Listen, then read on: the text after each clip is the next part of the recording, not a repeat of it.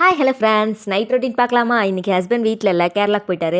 Husband வீட்டில் இல்லாதனால நம்ம போய் அம்மா வீட்டில் செட்டில் ஆக வேண்டியதான். என்னென்னா அம்மா வீட்டுக்கும் எங்கள் வீட்டுக்கும் ரொம்ப தூரம்லாம் இல்லை, ஒரே ஊருக்குள்ளே தான் இருக்கும். என்ன ஊரோட ஸ்டார்டிங்கில் எங்கள் வீடு இருக்குது, எண்டிங்கில் அம்மா வீடு இருக்குது, அவ்வளோதான் டிஃப்ரென்ஸ். ஃப்ரெஷ்ஷப் ஆகிட்டு அங்கே கிளம்பி போயிட்டேன். அங்கே போயிட்டு சரி கொஞ்ச நேரம் மொபைல் பார்க்கலான்னு சொல்லிட்டு தனியாக உட்காந்து மொபைல் பார்த்துட்டு இருந்தேன். தம்பி தட்டு தூக்கிட்டு வந்தேன். என்னடான்னு பார்த்தா கசாட்டா ஸ்லைஸு வாங்கிட்டு வந்திருப்பாங்க போல், நியூ சாப்பிடுன்னு சொல்லி கொண்டு வந்து கொடுத்தான்.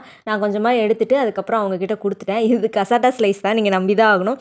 நல்லா போட்டு குழப்பி வச்சுட்டாங்க. பார்த்தீங்களா, அண்ணனும் தங்கச்சியும் தனியாக உட்காந்து சாப்பிட்றத, அது இருட்டுக்குள்ளே வந்து இவங்க 2 பேரும் சாப்பிட்றத பார்த்து நீங்களாம் நினைக்கலாம், ஐயோ என்ன ஒரு அண்ணன் தங்கச்சி, இந்த மாதிரி நம்ம வீட்டில் இருக்க பிள்ளைங்களும் இருந்தால் பரவாயில்லையே. ஒருத்தருக்கு ஒருத்தர் எவ்வளோ பாசமலையை பொழிஞ்சுக்கிறாங்க பார்த்தீங்களா. இது ஆக்ஷன் மேடம். மேடம் இது ஆக்ஷன். இவனோட நடவடிக்கை வெளியில விட்டு பாருங்க.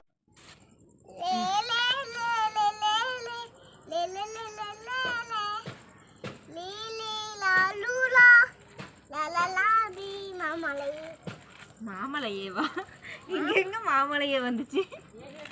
நான் பாட்டு பாடுறேன், என்ன வீடியோ எடுன்னு சொல்லிட்டு ஒரே அலும்பு. இது என்னோட ரிங்டோன் தான். இதில் எங்கள் மாமலை எங்கேருந்து வந்துச்சுன்னு எனக்கும் தெரியல.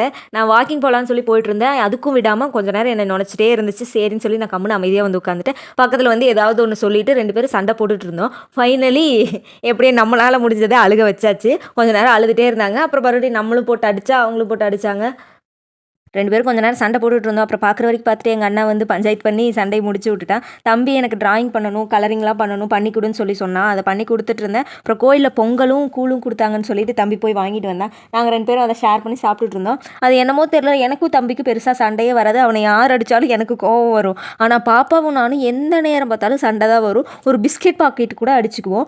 அத்தையும் மருமகளும் இவ்வளோ சண்டை போட்டுக்கிறாங்க அப்படின்னு எல்லாரும் பார்க்குற அளவுக்கு சண்டை போட்டுக்குவோம்.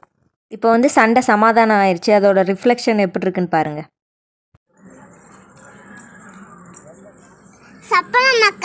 சாப்பிடலாம். போய் போட்டு வாங்க.